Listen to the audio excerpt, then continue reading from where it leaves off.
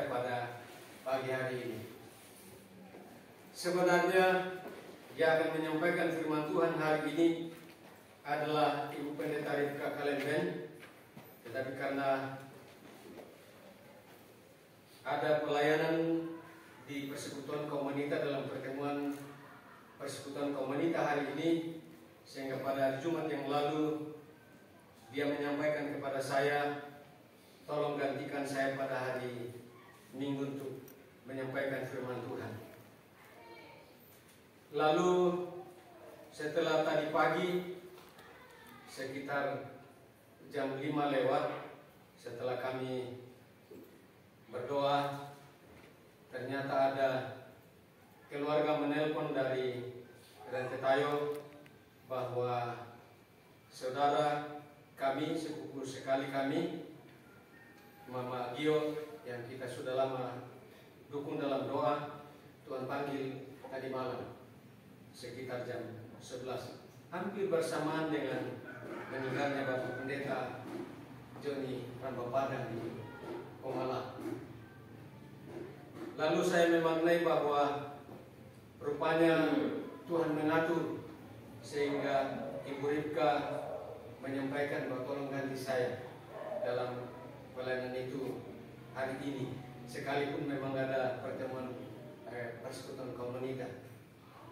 Tapi seandainya dia tidak menyampaikan ke saya untuk saya gantikan, lalu hari ini berkhotbah, kira-kira bagaimana dalam kondisi seperti itu. Itulah saya bilang Tuhan luar biasa bagi kita, sehingga Tuhan menggerakkan hatinya dan mengatur pelayanan ini, sehingga hari ini ya walaupun kami berduka karena Ibu Naomi itu dari istri saya sepupu sekali, tapi kalau dari saya sepupu 3 kali.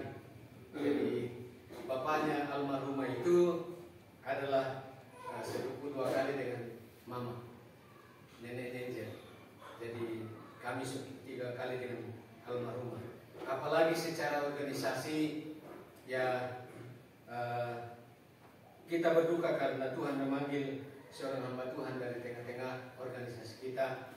Sekali lagi itu Bapak Joni Rambapadang, ponakannya itu Tirsa Kata. Jadi kita berduka hari ini di tengah-tengah pelayanan pekerjaan Tuhan. Baik, mari kita segera membuka firman Tuhan yang kita akan baca dan renungkan pada pagi ini. Kita akan baca dari Injil Matius pasal 21 ayat 1 sampai ayat yang ke-11, dan kita akan membaca secara bergantian. Matius pasal 21 ayat 1 sampai ayat yang ke-11, kita akan membaca secara bergantian. Saya membaca ayat 1, Bapak Ibu membaca ayat 2 dan seterusnya. Saya membaca ayat ganjil dan Bapak Ibu membaca ayat genap. Demikian firman Tuhan. Ketika Yesus dan murid-muridnya telah dekat Yerusalem dan tiba di Betfage yang terletak di Bukit Zaitun, Yesus menyuruh 2 orang muridnya dengan pesan, pergilah ke kampung yang di depanmu itu, dan di situ kamu akan segera menemukan seekor keledai betina tertambat dan anaknya ada dekatnya. Lepaskanlah keledai itu dan bawalah keduanya kepadaku. Dan jika ada orang menegur kamu, katakanlah Tuhan memerlukan. Ia akan segera mengembalikannya. Maaf. Saya baca ayat 3 dan 4 nanti jemaat.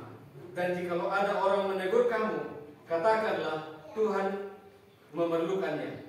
Ia akan segera mengembalikan. Ayat 4 jemaat. Hal itu terjadi supaya genaplah firman yang disampaikan oleh Nabi. Katakanlah kepada putri Sion,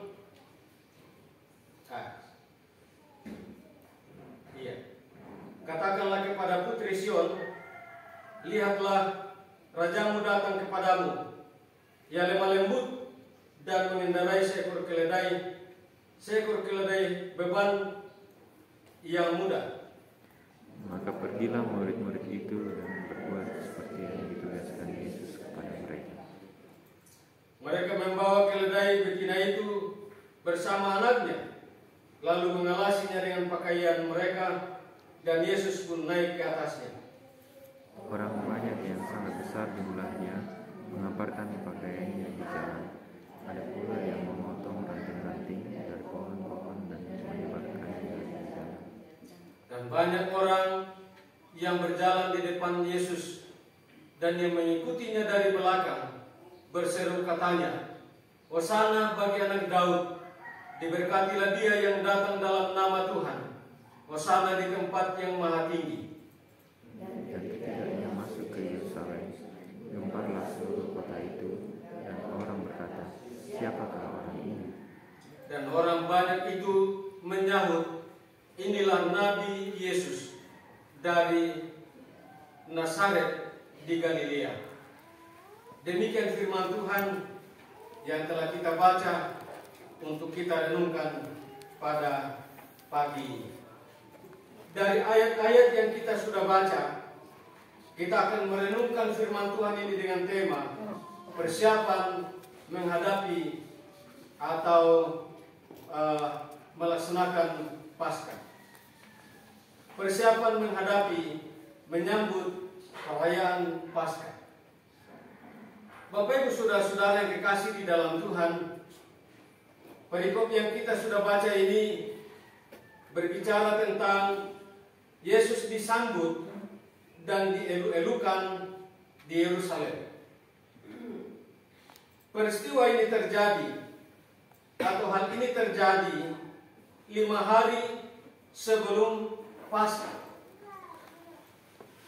Itu sebabnya banyak orang datang dari berbagai daerah ke Yerusalem, karena Yerusalem adalah pusat perayaan-perayaan bagi orang Israel. Dan peristiwa ini terjadi pada hari yang pada hari yang ke-10 sebelum Paskah. Dan masih ada 5 hari sejak hari ke-10 itu sampai perayaan Paskah. Dan itu sebabnya dalam pembacaan kita tadi dikatakan bahwa banyak orang yang berkumpul datang ke Yerusalem bersama-sama mempersiapkan diri merayakan Paskah pada waktu itu. Hal yang sangat menarik di sini bahwa ketika Yesus masih ada sekitar 3 km dari Yerusalem, dikatakan bahwa mereka sampai di Bethfage dalam perjalanan menuju ke Yerusalem. Itu sedikit menurun ke kota Yerusalem. Dan orang banyak keluhan menyambut kedatangan Yesus. Dan sangat luar biasa bahwa persiapan yang mereka lakukan itu adalah hal yang sangat penting dalam karya penyelamatan Yesus Kristus. Sehingga dalam perjalanan Yesus menuju ke Yerusalem itu, dia menyuruh 2 orang muridnya bahwa pergilah ke kampung yang ada di depanmu, dan kamu akan menemukan 1 keledai bersama dengan seekor anaknya. Ambillah keledai itu dan bawa kemari. Kalau ada orang yang menegur kamu, mengapa kamu ambil keledai itu, katakan atau jawab kepada mereka, Tuhan memerlukan. Nah, Bapak Ibu saudara-saudara yang dikasih di dalam Tuhan, kalau Yesus menggunakan keledai ini, mengapa bukan kuda? Kalau dari segi politiknya, raja dan panglima perang atau boleh dikatakan bangsawan, apalagi di Kekaisaran Romawi pada waktu itu, biasanya orang menggunakan kuda. Kuda itu adalah satu binatang yang kuat sekali, dan ini adalah simbol kekuatan. Dan Yesus memilih keledai untuk ditunggangi menuju ke Yerusalem. Tentu ini punya makna. Bagi Yesus, dia adalah Tuhan, dia adalah Nabi, dia adalah Imam, dan lebih daripada itu, dia adalah seorang raja. Pantas dia menggunakan kuda sebenarnya, tetapi mengapa memilih keledai? Keledai adalah seekor binatang atau satu binatang yang luar biasa,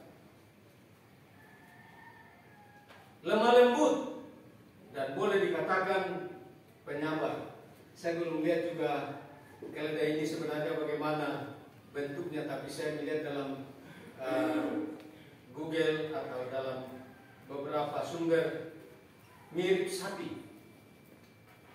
Dan ini Yesus gunakan.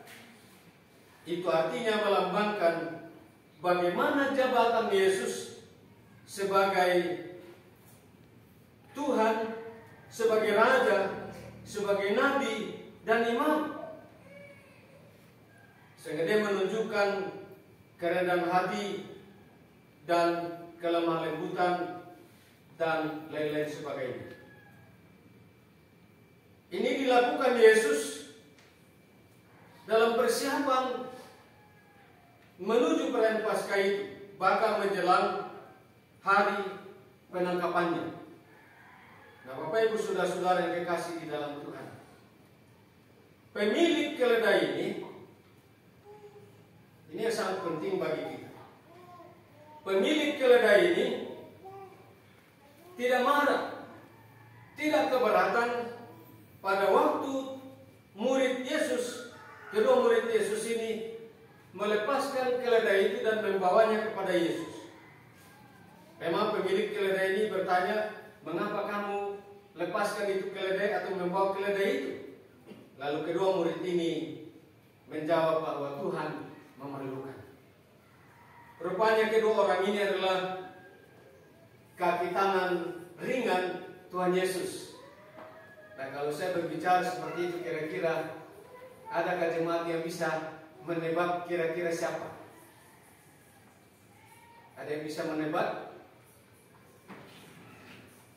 Tidak lain adalah Petrus dan Yohanes, orang terdekat Yesus dan kaki tangan ringan Tuhan Yesus.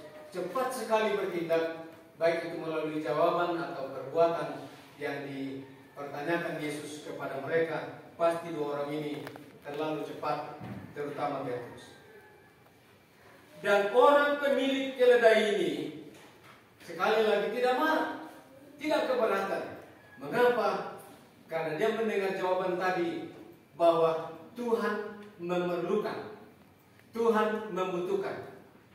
Nah, karena itu jemaat Tuhan dalam mempersiapkan diri masuk dalam Paskah, karena kita minggu-minggu ini sedang dalam keadaan suasana Paskah yang kita sebut selama ini pra-Paskah.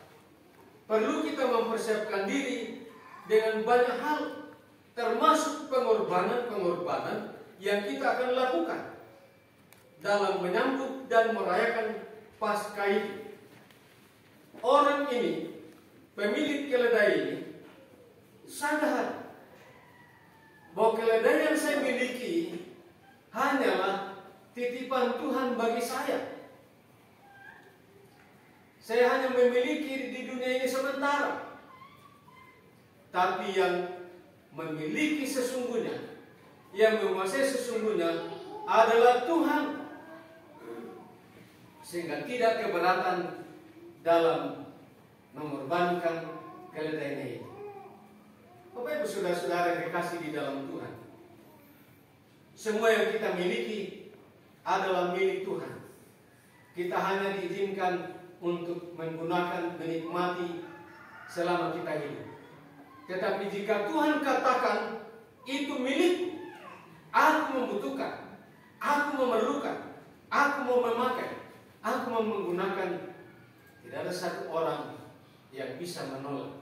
Walaupun memang mudah-mudahan tidak ada di antara kita, ketika sesuatu kita miliki, Tuhan butuhkan, tentu tidak akan seperti Yesus lagi menyuruh orang datang kepada kita bahwa yaitu bayimu na parlui pumatua, yaitu kedomu na parlui pumatua, yaitu manuku na parlui pumatua, pabeni. Mungkin tidak akan seperti itu lagi. Tapi Roh Kudus akan bekerja dalam hati kita, akan menyadarkan kita bahwa apa yang kita miliki itu adalah kepunyaan Tuhan, milik Tuhan. Maka ketika Tuhan mau mengambil, menggunakannya, kita harus rela. Termasuk apa yang terjadi di dua keluarga tadi, kematian. Keluarga Ibu Tirsa Tato berduka karena meninggal ponakannya.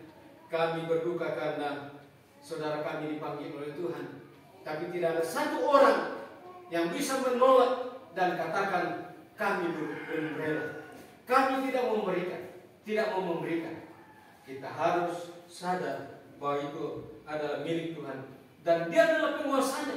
Dan kalau Dia membutuhkan, Dia menggunakan, kita harus rela untuk Tuhan pakai dalam menunjang pelayanan pekerjaan Tuhan, termasuk di dalam misi penyelamatan yang dikerjakan oleh Yesus di dunia ini sebelum kembali ke surga pada waktu itu. Yang kedua, apa yang orang lakukan menyambut kedatangan Yesus ke Yerusalem pada waktu itu, 5 hari sebelum perayaan Paskah itu. Dalam ayat ke-8, coba perhatikan ayat itu. Orang banyak yang sangat besar jumlahnya. Ini kata yang diulang untuk semakin memperkuat dan mempertajam apa yang terkandung di dalamnya. Orang banyak yang sangat besar jumlahnya menghamparkan pakaiannya di jalan. Ada pula yang memotong ranting-ranting dari pohon-pohon dan menyebarkannya di jalan.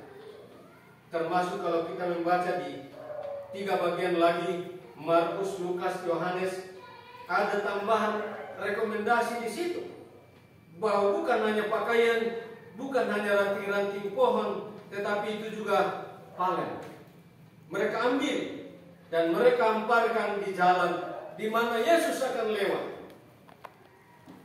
Di kalangan orang Romawi, dan itu berpengaruh di kalangan orang Israel pada waktu itu, bahwa ketika seorang raja atau panglima besar datang di kota mereka, mengunjungi mereka, akan dilakukan penyambutan, dan puncak atau penyambutan yang paling tinggi derajatnya waktu itu adalah menghamparkan pakaian, pohon, ranting-ranting pohon dan palen di tengah jalan.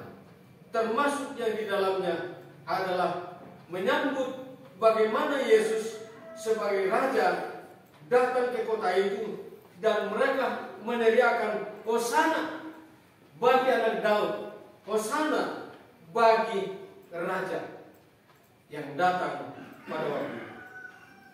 Bapak Ibu saudara-saudara yang dikasih di dalam Tuhan, kembali lagi ke tradisi orang di kekaisaran Romawi pada waktu itu, bahwa ketika seorang raja, seorang panglima kembali dari peperangan dan memenangkan peperangan itu, maka masyarakat dihimbau, dianjurkan untuk datang di sekitar pinggir jalan, menyambut raja itu atau panglima itu dengan mengelu-elukan raja atau panglima itu, memberi penghormatan kepada raja atau panglima yang berhasil memenangkan peperangan.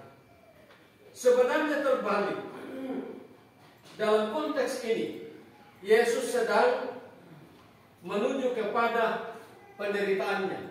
Kalau kita membaca bagian-bagian selanjutnya, dikatakan bahwa setelah penyambutannya dielu-elukan di Yerusalem pada waktu itu, Yesus menyampaikan penderitaannya kepada murid-muridnya dan kepada orang-orang yang mengikutnya.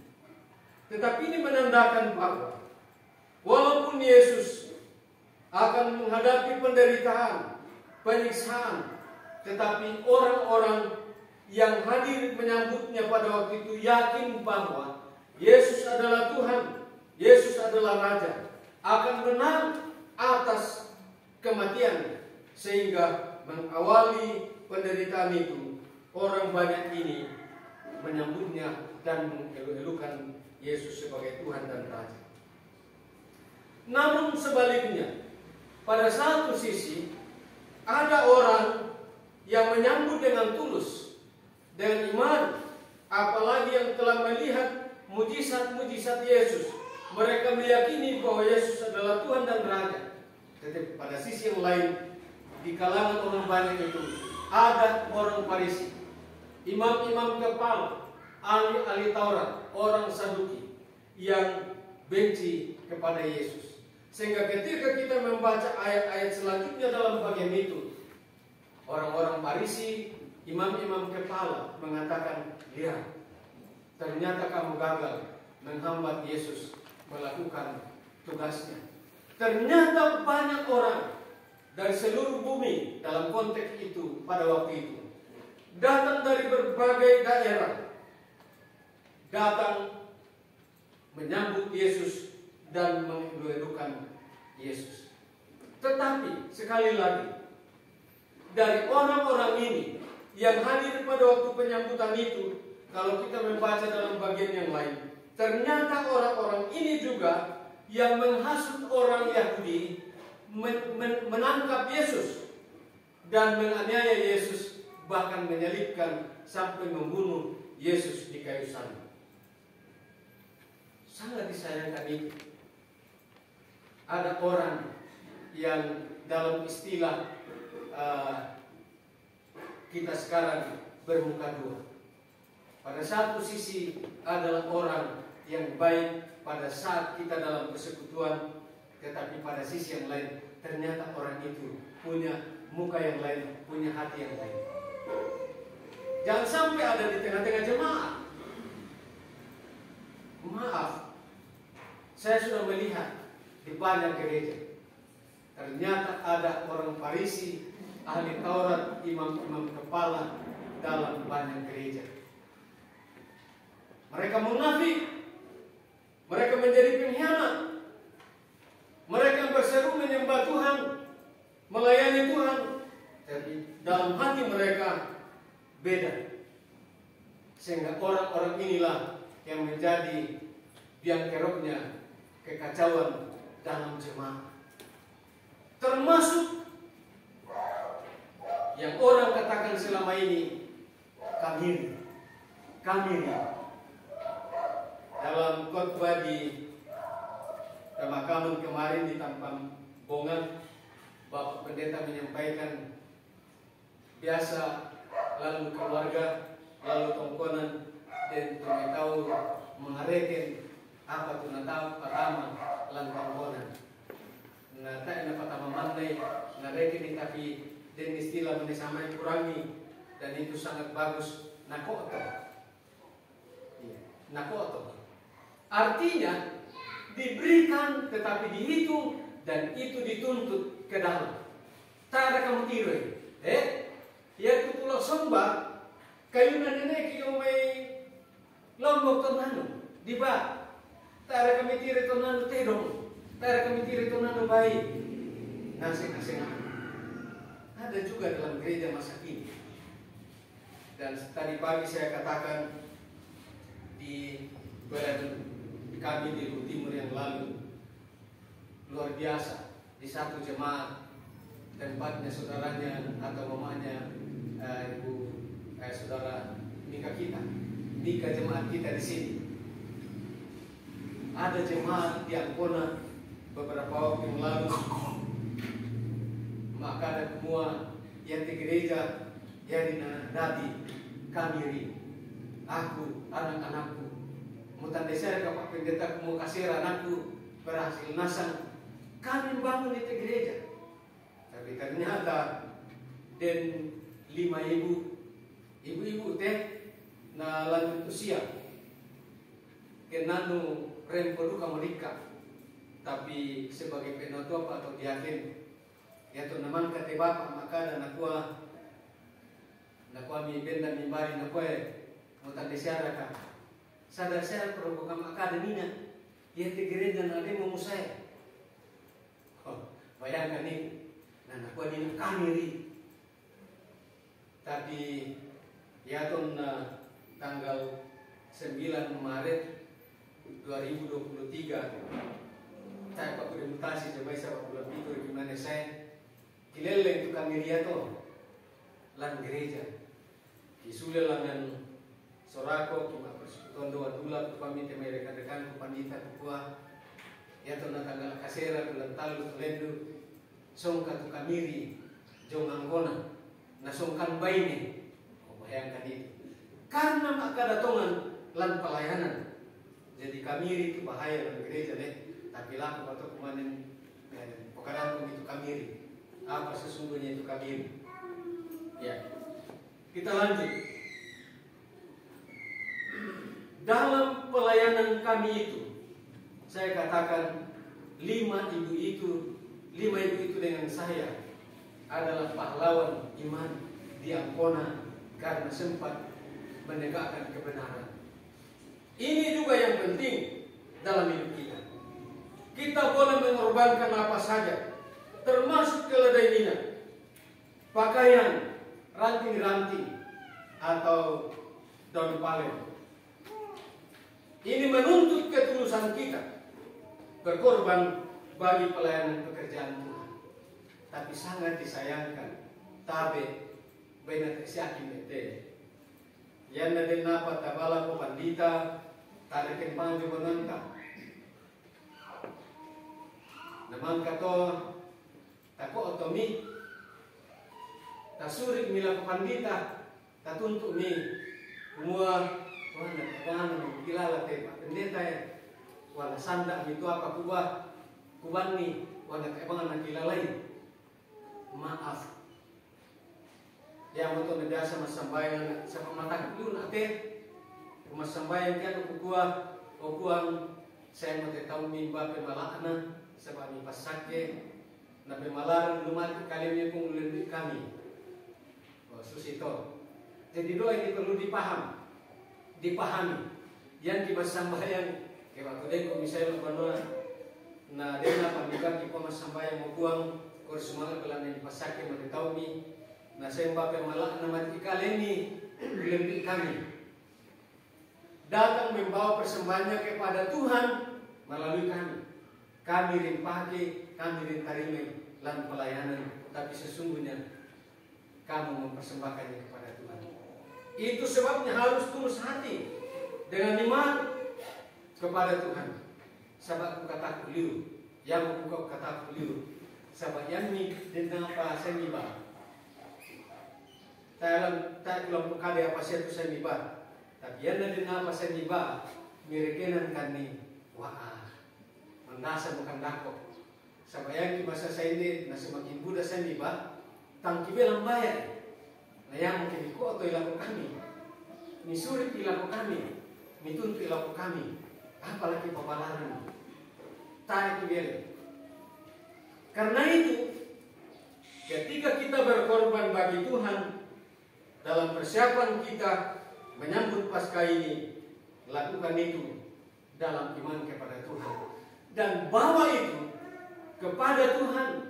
Dalam pelayanan pekerjaan Tuhan, bukan untuk kami, walaupun kami menerima dan menggunakan itu dalam pelayanan, tetapi sesungguhnya adalah kepada Tuhan.